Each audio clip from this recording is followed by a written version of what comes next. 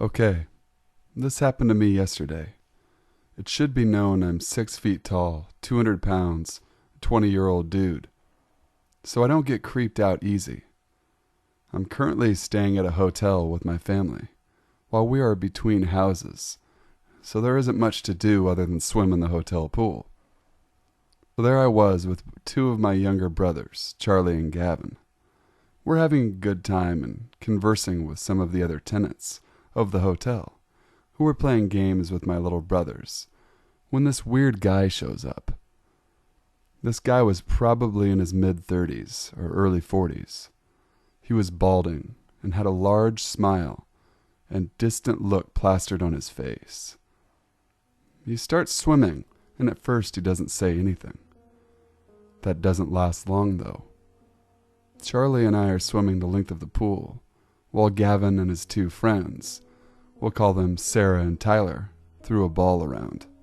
The ball lands in front of this man, and he grabs it.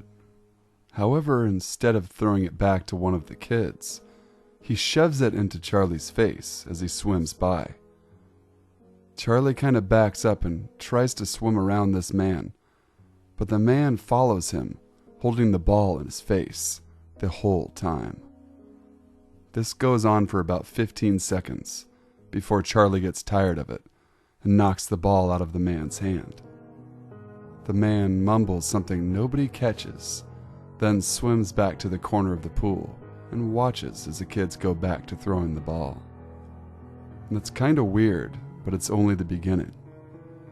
A little time goes by. We start having races from one end of the pool to the other.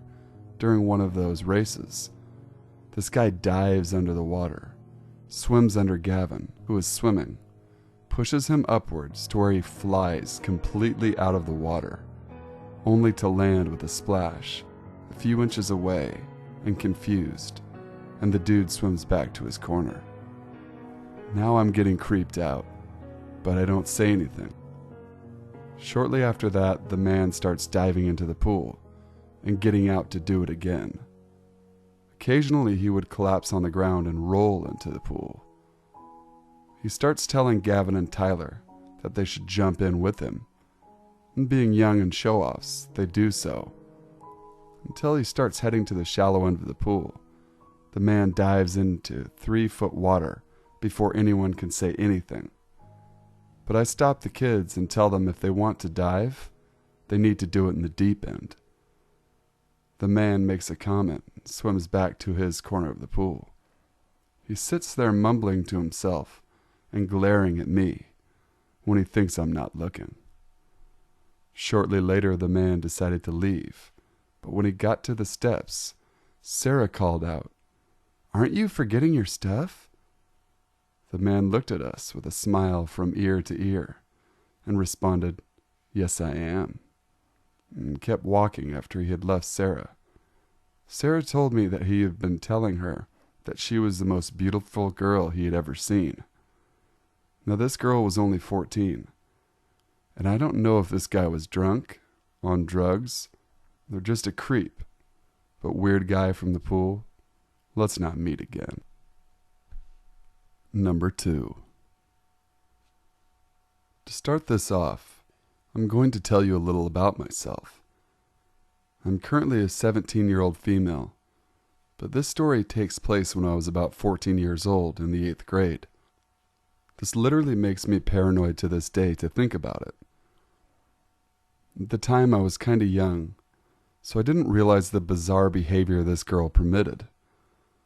Alright, so this happened at the very beginning of the year, and I sat next to this girl. She was pudgy looking and kinda scraggly. She gave off some weird vibes, but I couldn't understand what it was about her, but something was definitely off. She had these oval glasses and short chopped hair. It looked like a 5-year-old grabbed a pair of scissors and cut her hair. The first day wasn't anything weird. Until I left to go to my next period, I reached into my backpack to grab some chapstick and felt a crumpled up piece of paper. I instantly thought it was odd because I'm very OCD and very organized. I opened up the letter, My name was at the top. I felt very strange and put it back in my bag. I was anxious to read it, but I was also scared too at the same time. I quickly ran into the bathroom, into a stall, and opened the note. I still have it to this day. I'll try to insert a picture of it if I can find it, but I remember it going something like this. Hi, you're very pretty. We should date. Love, Brittany. I couldn't help but feel flattered and slightly confused. I didn't even know a Brittany. But then it all occurred to me. I left my backpack open, went to the bathroom my last period. And just keep in mind that I'm straight and not interested in females. I knew it was that girl, but I didn't know her name, but I assumed it was Brittany. The next couple weeks were fine. I would notice that she would stare at me. When I looked at her, she would look away quickly. I felt so awkward and uncomfortable around her, but I continued to stay nice to her because I'm not a rude person. She would try to make weird conversations, but I kind of shut them down. Kindly, of course. But then every now and then, I would have people come up to me and say, Brittany wants to talk to you alone, or Brittany wants to ask you out. I would just decline and continue back to whatever I was doing. This girl never really came up to me, but I would notice her following me in the halls, and she would go into the bathroom the same time I went to the bathroom. I told my mom about it. She said not to go there, not to be near her. People can tell if you avoid them. Until a couple days later, everything changed. I requested to move seats and my teacher understood. This seemed to make Brittany very angry because I was the only one that moved. So maybe it looked like I was trying to be rude, which wasn't my intention at all. Her face got red like she was mad and embarrassed or something like that. I felt like such an asshole, but it needed to be done. I had a lot of issues when I was younger, like insecurity issues. So my school counselor would always call me down and check up on me and talk to me. So left class for around 25 minutes. And when I got back, I felt strange. I'm not sure how to describe it. It was just really weird. We were reading, so I had no need to get into my backpack at all. At the end of class, when everyone left, I reached into my backpack for some gum, and again, felt a crumpled up paper. My heart stopped, and I felt like I was going to puke. Now, to remind you, when I moved seats, I was halfway across the room from Brittany, so this means she walked all the way over to my seat and put another letter in my backpack. There was ink smudged all over the paper. I opened it, and this is what I remember it saying. McKenna, which is my name. I noticed you stopped sitting by me. Why? I really like you, and that hurt my feelings a lot. I tried to find someone else to like, but everyone else gets me in trouble. This part scared me because that means she's done this to other people too. I really need to talk to you alone. Please meet me by the bathrooms or at the back of the school. I need to just reason with you because you don't like me. I have really bad visions and I need you to love me. I love you. Love, Brittany. My heart was beating rapidly. I felt so sick and I called my mom and told her everything. She picked me up and she was freaking out when I handed her the letter. She was extremely close to calling the police, but Brittany hadn't done anything to me, so there wasn't any point. Later on that year, I changed my class period, and I was advised to ignore and avoid her at all cost. It was terrible looking behind my shoulder and seeing her all the time. I would constantly find myself rushing to my classes and holding in my pee so I wouldn't have to go to the bathroom and see her. Thankfully, nothing happened to me. She moved a week before school ended. There was a rumor that she was put into a mental hospital, but that part is still unknown. So, Brittany, I hope we never meet again. Story number 3. I just found this subreddit, and I feel I should share what was probably the most terrifying experience in my life. My parents, earlier on in the day, had told me they were off to visit relatives in the next country over. I lived in Ireland, so it was very fast to drive from one county to the next, as it was a small country. I would usually had gone with them, but I was completely up to the 90 in schoolwork and assignments and just didn't have the time to join them. They were fine with me staying at home, as long as I kept all the doors and windows locked, didn't answer the door, etc. And they asked me to call on them regularly to assure them I wasn't dead from lack of food. They headed off. I spent the rest of the day just doing my work and watching TV. I was called around 8:30 in the evening by my parents, saying that the traffic was heavy and that it would be a while until they were home again. It was steadily getting very dark outside, so they were very worried for me. They suggested I lock up the house and go into the neighbor's house until they got back. I told them I would be just fine by myself, even though the area I live in is known for frequent break-ins. I eventually got them off my back. Skip forward to about an hour and a half, so it's now around 10 p.m. at night, and my parents should be home any minute.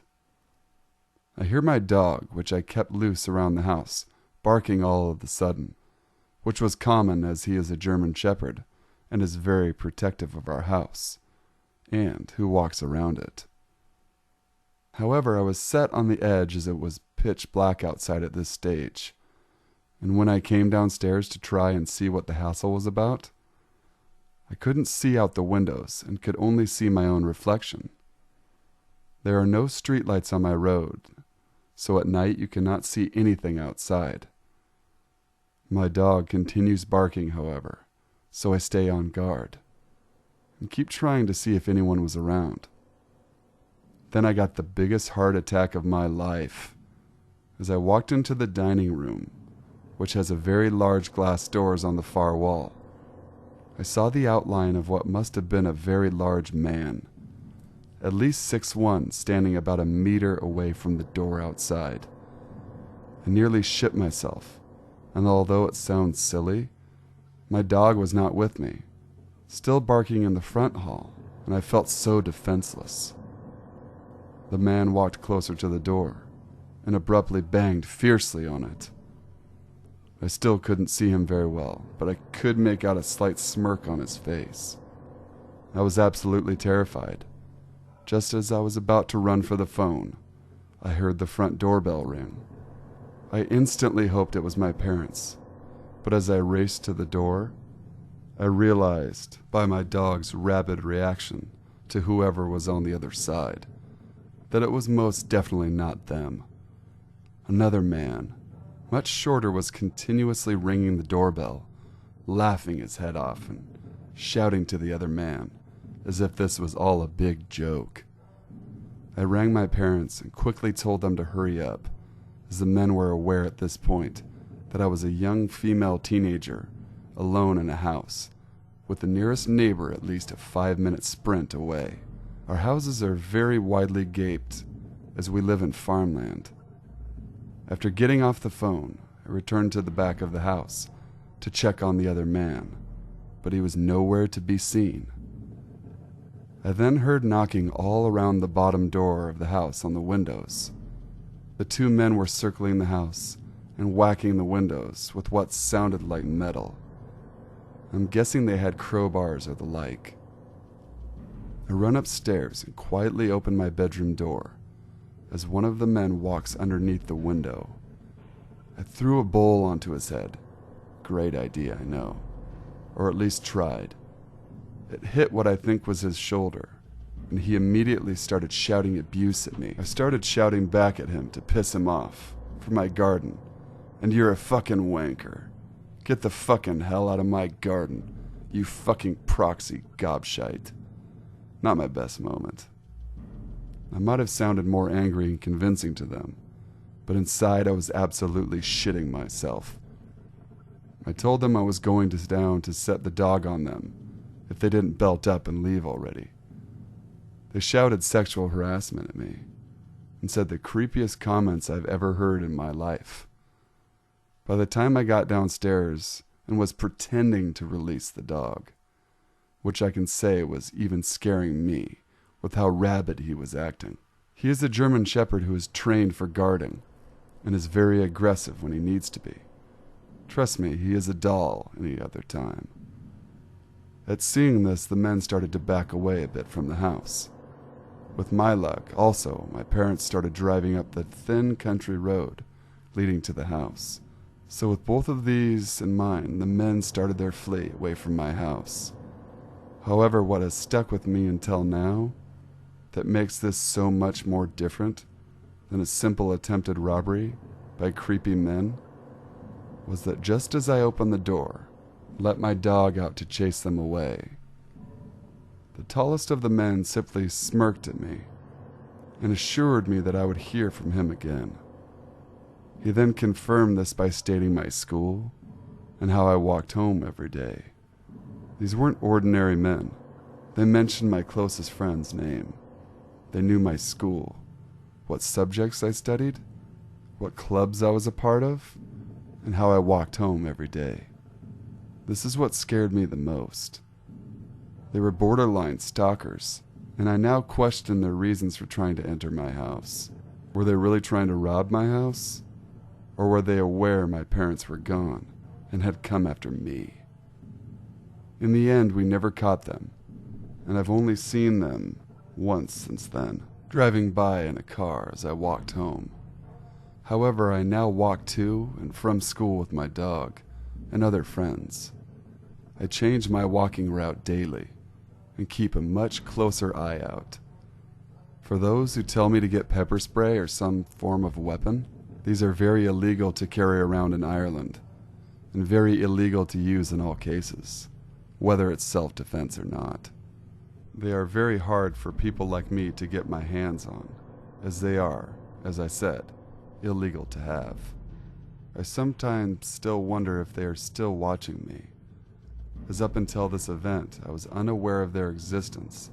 However, it seems they were very aware of mine.